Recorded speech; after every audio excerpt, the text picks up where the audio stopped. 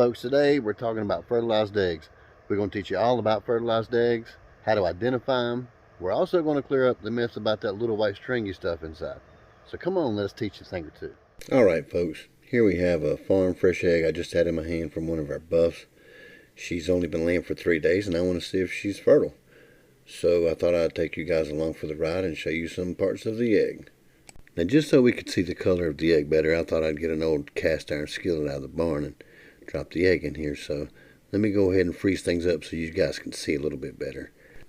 Now the first thing we see as soon as we crack the egg open, these two stringy white things on each side of the yolk called the chalaza. Now regardless of what some of us have been told, this is not rooster sperm. This is actually a little bungee cord that holds the yolk in place and keeps it from bouncing around and getting damaged on the inside of the egg.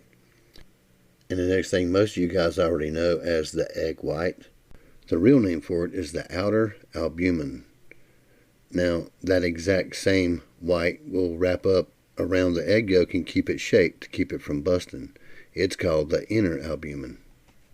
And since I can't show you guys any signs of fertilization yet, I'm going to flip the egg over and zoom in and see what I can see. And there you have it, guys. Just after 24 hours, that little white spot there is an indicator of fertilization.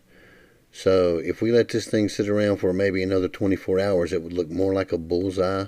But this is something you wouldn't see in commercial eggs mostly, because they don't want roosters around. They don't really do anything to make the hens more productive in that setting, and they're just a waste of food. Okay guys, we hope this helps you. Now as far as storing your eggs, around here we usually don't keep eggs no more than 2 weeks, and we store all of our eggs about 55 degrees when we keep them for hatching. When you're collecting eggs for breeding purposes and you want to transition colors, let's say from mottled to black or any color, you want to make sure you give your hen a 10-day grace period before that color from the next rooster will come in. In other words, one breeding between a hen and a rooster will last 10 days or 10 consecutive eggs before the next rooster or breeding comes in effect. So you want to keep that in mind when you're collecting for hatching. So we hope this helps, and as always guys, we'll see you on the next video. Thank you for watching.